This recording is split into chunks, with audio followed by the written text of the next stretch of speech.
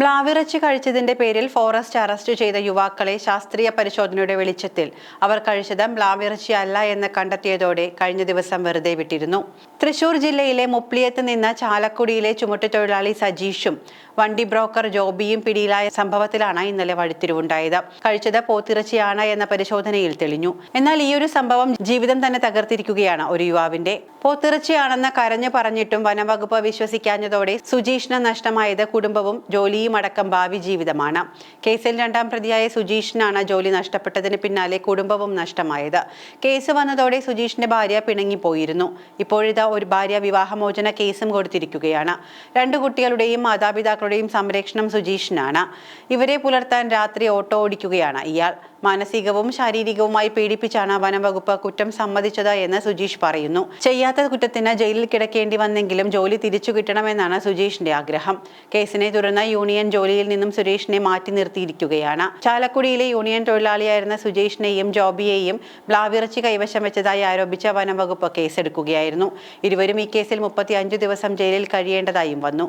കഴിഞ്ഞ ദിവസം വന്ന ഫോറൻസിക് ലാബ് പരിശോധനാ റിപ്പോർട്ടിൽ പിടിച്ചെടുത്തത് പശു വിഭാഗത്തിൽപ്പെടുന്ന ഇറച്ചിയാണെന്ന് വ്യക്തമായി. ഇനി ഈ റിപ്പോർട്ട് സമർപ്പിച്ച FIR റദ്ദാക്കണമെന്നാവശ്യപ്പെട്ട് ഹൈക്കോടതിയിൽ ഫയൽ ചെയ്ത് കുറ്റവിമുക്തനാകേണ്ട നടപടിക്രമങ്ങൾ പൂർത്തിയാക്കാനുള്ള തയ്യാറെടുപ്പിലാണ് ഇരുവരും. കേസിലെ 1-ാം പ്രതിയായ ജോബിയുടെ വീട്ടിൽ നിന്നാണ് വനംവകുപ്പ് ഇറച്ചി പിടിച്ചെടുത്തത്.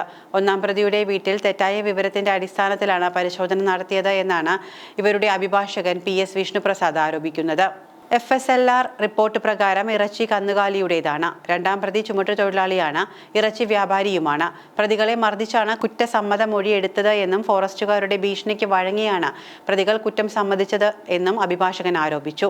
1ഉം 2ഉം പ്രതികൾ സമാന കേസുകളിൽ മറ്റു പ്രതികളല്ല. വനംവകുപ്പ് ഉദ്യോഗസ്ഥർ ഇവരെ കുടുക്കുകയായിരുന്നു. നേരത്തെ പ്രതികളിൽ ഒരാളും വനംവകുപ്പ് ഉദ്യോഗസ്ഥരുമായി തർക്കമുണ്ടായിരുന്നുവെന്നും അഭിഭാഷകൻ കുറ്റപ്പെടുത്തുന്നു. സ്റ്റേഷനിൽ എത്തിച്ചപ്പോൾ ജോബിയെ അറിയുമോ എന്നായിരുന്നു ചോദിച്ചത്. മേശപ്പുറത്ത് ഇരിക്കുന്നത് കാട്ടിറച്ചിയാണെന്ന നിലപാടിലായിരുന്നു ഉദ്യോഗസ്ഥർ. ഞാൻ കൊടുത്തത് ബീഫാണ് എന്ന് പറഞ്ഞിട്ടും കാര്യമുണ്ടായില്ല. കാട്ടിറച്ചി അല്ല എന്ന് തെളിയിക്കാനാണ് പറഞ്ഞത്, സുജീഷ് പറയുന്നു. മാനസികവും ശാരീരികവുമായി ഉപദ്രവിച്ച് കേസ് തലയിൽ കെട്ടിവെക്കുകയായിരുന്നു. ഇരിങ്ങാലക്കുട സബ് ജയിലിൽ 35 ദിവസം കിടന്നതോടെ ആകെ തകർന്നു. എന്റെ നിരപരാധിത്വം തെളിയിക്കാൻ കഴിഞ്ഞതിൽ സന്തോഷമുണ്ടെങ്കിലും അനുഭവിക്കേണ്ടി വന്നതൊന്നും മറക്കാനാകില്ല എന്നാണ് കണ്ണു തുടച്ചുകൊണ്ട് സുജീഷ് പറയുന്നത്. ഒരാൾക്കും ഇത്തരത്തിൽ അനുഭവം ഉണ്ടാകരുത്. അതിനായി കുറ്റക്കാരായ ഉദ്യോഗസ്ഥർക്കെതിരെ നിയമ നടപടിക്കൊരുങ്ങുകയാണ് സുജീഷ്.